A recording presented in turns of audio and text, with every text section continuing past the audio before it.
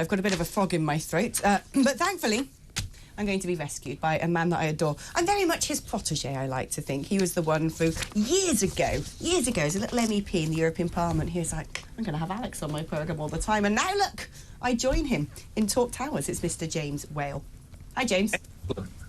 I should be getting some kind of kickback off everybody who says that, shouldn't I? I know, you are sort of like a sort of commercial sector sponsor of people in broadcasting. You've helped many a person follow in your glorious footsteps. I'm very glad, because you've got to be very careful now what you say and what you do. It's probably a time when I wouldn't have survived. Well, yeah, definitely. Sometimes I have that knot of anxiety in my stomach thinking, did I push it too far this time? But today we're talking, well, you know what we're talking about. It is the big debate about assisted dying. And Russell is for the legislation. I'm against the legislation. And I believe that you're for the legislation, but you're also a man who, well, you've got a death sentence, essentially, don't you? You know you have terminal cancer. I do. You're doing very well, can I just say. We always wonder how long we're going to enjoy James for, and you surprise us and yourself and Nadine all the time, and we're thankful for that. I mean, it's a very difficult situation, and one I've been thinking about for the last 4 years. And I'm, as you say, I'm terminal, and I've got about 15 tumours, and you know, people say, well, can't you have some of them taken out? No, I can't, or I would have done. And I could go before tonight's show. It would be great if I could go that quickly, although I could be here next Christmas. Well, I will be here this next Christmas, but, you know, and you don't know. And I would like, if I'm going to be in a situation like I've seen a number of people in my lifetime have to go through the, you know, the disgusting fact they can't do anything, and I mean anything for themselves, that they have tubes in every orifice, that they can't go and have any quality of life, and are never going to. And I've had so many people in that situation say to me, you know, including my mum at one time, saying, can you not ask the nurses if they could just turn my morphine up a little bit more? And a nurse saying, no, I can't, because if we turn it up anymore, your mum will just go. And quite frankly, that would have been great. And listening to your last caller saying, oh, I've, you know, palliative care. Well, palliative care is great, but not for everybody. And some people don't want to be kept alive during a time when they have no dignity either. And that is the worst idea, when you have no dignity left. And I know lots of other people want to look after you and don't want you to go, but it's what you want. And I've had to have 3 dogs put to sleep this year. They're getting old, and you know, the vets recommended it, and I could see that it was the best thing for them. And they, just as your previous caller said, they inject them and they peacefully go to sleep in your arms and have a lovely end of life. Now, why can't we do that for human beings? Why do we keep getting the, oh, you know, there are some of these drugs that give people a really bad death? Well, I've not heard of that. I mean, there are some people who react badly to all kinds of medication.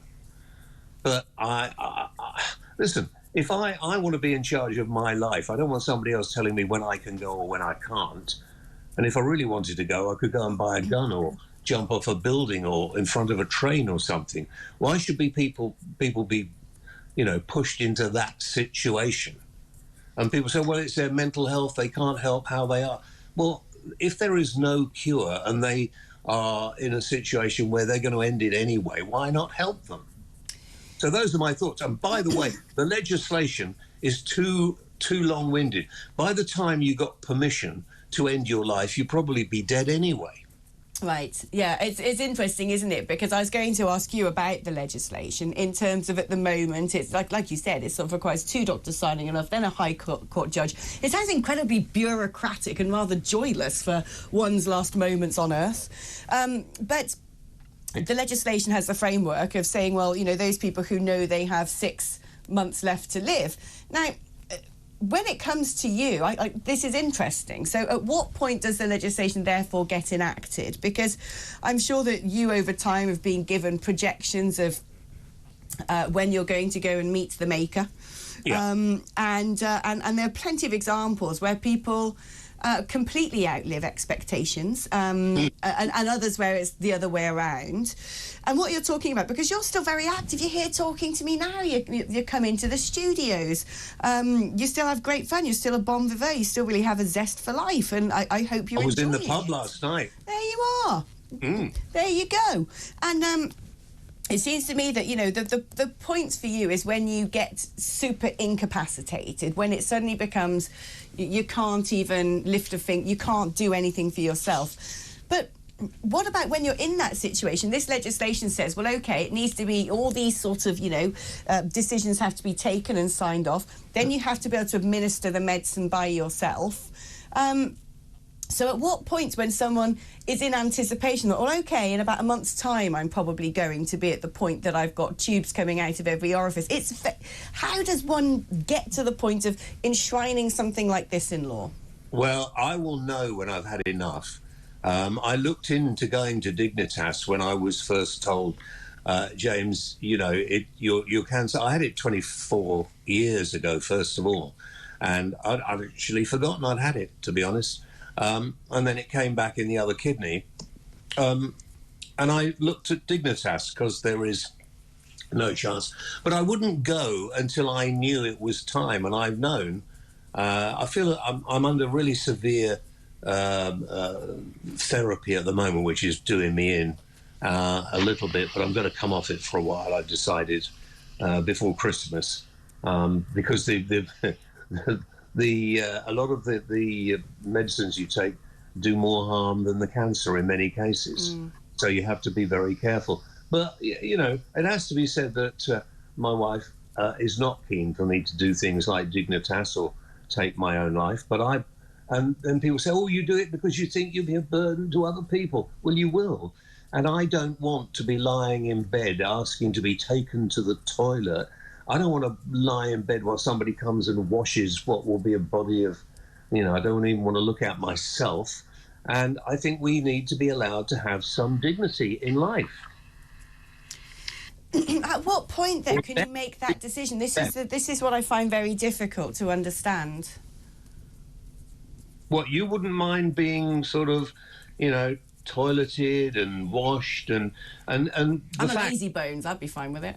Yeah. I don't know. Look, I don't know. Is it because I haven't lived through anything like that, so it's impossible to say. Plus, the fact is that you don't really want to be a person that relies on other people and know that you are never going to get better. Now, when I walk in and see my oncologist, who is a brilliant guy. And when I went to see him, first of all, in fact, we started a charity for kidney cancer many years ago. And he said, well, it's terminal. He said, maybe you'll be able to make it last a bit longer than 6 months. And here we are 4 years or 5 years later. Right. But they don't reckon you'll get much more than that. But I'm you know, I don't want to go just yet. I'm still able to do stuff. I am aware that I don't want to be told because of somebody, you know, I don't like religion, so I won't argue with you about that. Some religious nutters telling me, oh, you're going to burn in hell if you do that. I'll go away, play in another school. I just want to have control over when I've had enough. And anybody who has been diagnosed, I think, with a terminal illness will probably tell you the same. Given that you were told initially you would have 6 months, and that happens to also be the threshold for this legislation. Yeah. And you've outlived that by 5 years. Do you think there could be a risk? There could be a risk that moment you have after you've been told that you've only got 6 months left to live, and one doctor sort of signed that off, and it goes to another doctor, and they look at, you know, your scans and all the medical history and go, yes, that doctor's right. And you're thinking, well, I don't want to sort of go down the long period of demise, having no idea that you were going to get 5 more years and do many more things. That there's a risk with this legislation. You might have gone, well, do you know what, forget it, let's just organise the date of my death now while I'm compos mentis, while I can put things in place, while I can organise my own funeral, whatever it is. And then in doing so, you would have not had these 5 years. Well, no, I wouldn't have done it then, because I felt perfectly fine when I was diagnosed. And then when I felt bad, I was put on all kinds of... I've had loads of different treatments in the last 5 years, some tested, some experimental. You can go on trials, and I've done a lot of those. I'm at my last chemotherapy now. There's no more left after the one I'm on now.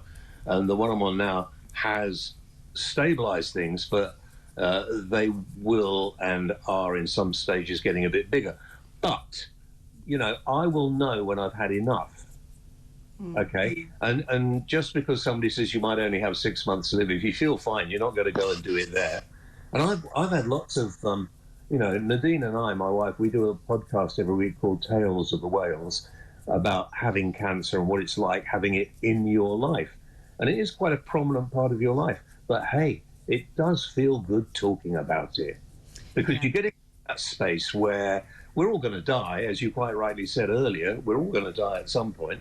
And, you know, working around the fact I might have another 6 months, another year, when I can't get out of bed, when I can't get into the studio, when I can't go to the pub or really do anything in life, and I have absolutely nothing that is making me feel happy or good or whatever, then I'm going to ask, just give me an injection, because I don't want to go on like this for another few months.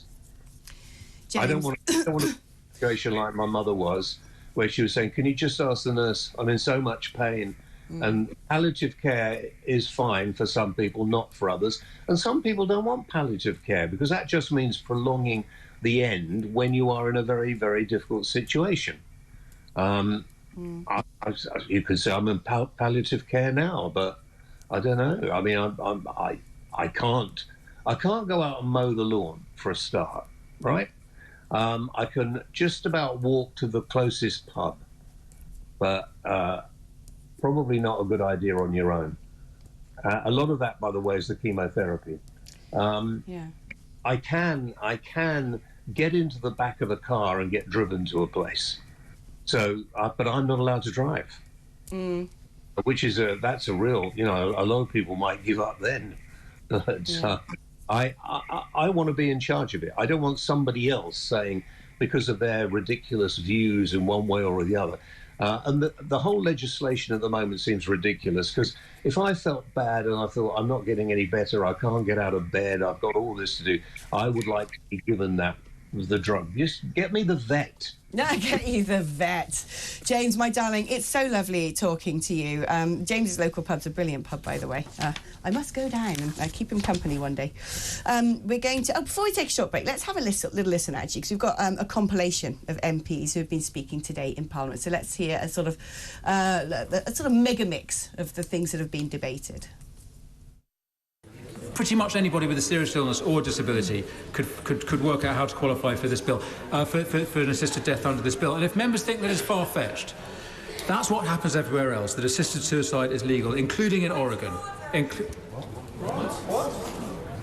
Councillor Nettles, point of order. He's using the incorrect language. It's not suicide. That's offensive. Please correct your language, Mr. That's not a point of order, Danny. I'm grateful for I'm afraid to say, and I'm sorry if offence is given, the fact is that the value of actually having a bill in black and white is that we do need to see what the law really is, and what this bill would do, it would amend the Suicide Act of 1961. It will allow people to assist with a suicide for the first time. So I'm afraid that is, I mean, I respect the Honourable Lady's concerns there, but I'm afraid we do have to use the proper language here. Robust safeguards for the sick and dying are absolutely vital to protect them from predatory relatives, to protect them from the state, but above all, to protect them from themselves. There will be those who say to themselves they don't want to be a burden. And I can imagine myself saying that in particular circumstances. Others will worry that assets they'd hoped to leave for their grandchildren are being eroded by the cost of care. And there will even be a handful who will think they should not be taking up a hospital bed. I am very clear that the law needs to change to give terminally ill people choice at the end of life and to protect their loved ones from fear of prosecution.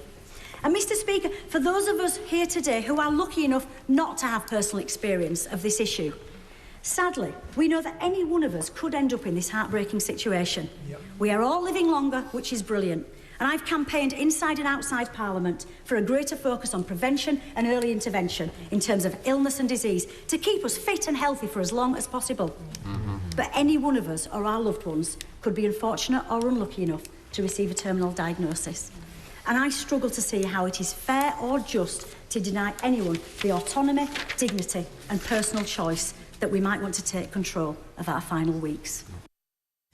There you go, some examples of the sort of debates happening right now in Parliament. That debate's going to be going on all day. It's a hugely emotive topic.